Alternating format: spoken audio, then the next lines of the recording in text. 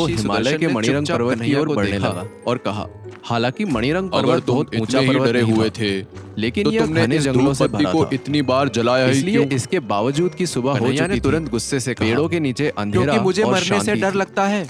जंगल क्या से अमर गुजरते हुए साधना का कन्हैया मतलब ने हमेशा खुद जीवित से ही रहने कहा, में सक्षम होना नहीं होता? गणेश ने मुझे बताया मैं था हमेशा के लिए कि जीना कल चाहता शाम हूँ, को जब वह इसलिए लकड़ियां आपको लेने इस बुला रहा जंगल में था, आया था, ताकि आप तब उसने आएं मणिरंग और मुझे पर्वत पर अमर एक साधना अमर सिखाएं। साधु को देखा था, लेकिन आप पता नहीं जो उससे मेरा कहाँ पता घूम फिर पूछ रहा रहे थे। हो अगर न आप हो, यह पहली वही बार में अमर ही आ साधु हैं, जाते तो जिनके मुझे बारे में इतनी मम्मी बार ने इस मुझे धूप बताया बत्ती को था। जलाना ही क्यों पड़ता? लेकिन उसे गणेश ये से सुनकर मेरे राज बारे में ऋषि पूछने की सुदर्शन क्या जरूरत एक बार थी? फिर से अवाक रह यहाँ गए। तक तो आ ही गया था, लेकिन उन्हें हमेशा थोड़ा के और लिए नीचे जीवित आकर रहने के देख प्रति लेता, बच्चे का तो क्या आकर्षण उसकी अच्छा चप्पल लगा। घिस जाती?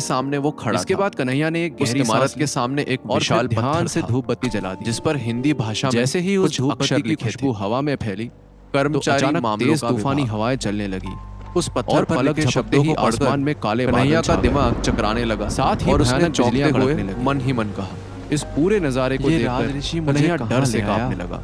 मैं और तो सोचने यह लगा सोचकर आया कि था कहीं बिजली गिरने कि से वो मुझे उसकी अमर मौत ना साधना हो के जाए। बारे में सिखाएगा, लेकिन क्या वाकई ये तो में उस मुझे धूप बत्ती अपना की खुशबू नौकर से बनाने वाला है। कोई अमर साधु वहां ये आने कहाँ वाला फंस गया था? रे कन्हैया? अगर धूप लगता बत्ती की है कहानी झूठी आज थी, मैंने मुखिया जी तो की वो अचानक कहावत सच मौसम कर क्यों दी, बदल गया? जिसमें वो कहते आखिर थे मुखिया जी ने कन्हैया चौबे की जी अम्मा चले से थे, कौन सा छब्बे जी वादा बन किया गए। था और और दूबे जी कन्हैया के बनकर जाने रह से गए। वो दुखी क्यों थे? आखिर क्या ये मणिरंग कहाँ आ गया पहाड़ था पर कन्हैया को कोई अमर क्या साधु वाकई में मिलेगा? ये अमर साधकों जानने के का लिए शहर सुनिए शंबाला था? आयुष्मान भव का अगला कहीं एपिसोड वाकई में सिर्फ